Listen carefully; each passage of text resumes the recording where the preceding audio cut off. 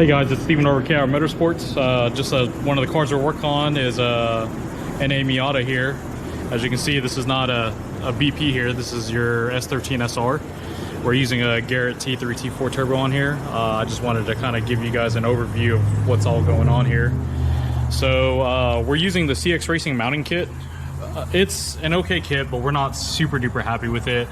This is the ISR turbo manifold made for an SR, obviously, most likely for like an S13 chassis. But you can see that we actually have a little bit of fitment issue here, starting off with the wastegate and the frame rail. If you've ever worked on a Miata, you'll know that there's what they call the shelf down here. A lot of times you got to clearance this for like a downpipe on a turbo Miata. But on this one, we actually had to clearance it a lot, like almost like LS swap clearance. So this motor's going to come back out and we're going to box it. We'll box this up, but right now we're just kind of test fitting everything. Over on this side here, we've got the radium fuel rail with the direct mount regulator. We're just going to run barb fittings here, obviously AN to barb, and then it'll go to the feed and return. The throttle cable looks pretty close. We may or may not be able to get that to work, but we'll find out. A few things about this mount kit that I kind of like and don't like. The biggest one is AC. AC is gonna have to go. This is Texas, unfortunately. We try to keep it, but it's not likely that it's gonna fit because the lines actually were tucked underneath the intake manifold, really close to it. So maybe some custom lines will do the trick there. But another reason is that this motor didn't have an AC compressor anyway, so no big deal. Power steering is actually a pretty close fit, so we're gonna have to adapt this line here to the SR, but other than that, like the reservoir and everything here is pretty damn close. So let me raise the car up here.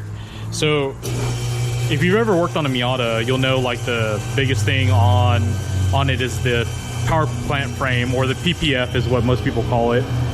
So the Miatas don't have like a differential mount. So it's got this bar that connects the transmission to the differential.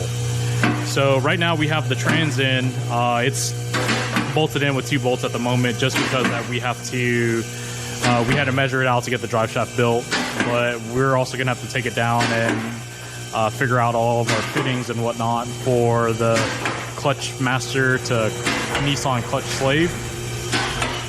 Excuse the noise, we're closing up right now, so. Alrighty, so here's the pan.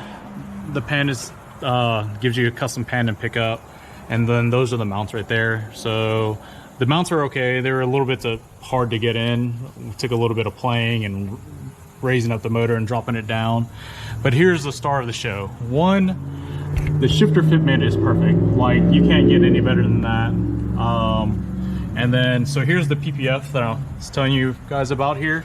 You can see that it's mounted to the diff here. You see there's no other mounts. Obviously you've got these ears in the back, but nothing in the front to hold it solid. And so CX Racing gives you an adapter. It's actually a pretty slick adapter. You take off the trans mount and you take off some of the bolts for the rear housing, and then it sandwiches itself in place. One thing that I do want to mention is that this plate is like super duper hefty, so these bolts should be slightly longer. We were able to get away with it, but some for you guys to pay attention to. And then this bolts to the original mount here. So for reference, we measured out the drive shaft to be about 3 feet and 7/16 inches. And then so yeah, that's basically about it. We've got everything else going. Unfortunately, this motor will come back out for us to box the frame, but everything fits pretty decently well. I mean, it's really close here on the steering rack side, but nothing crazy.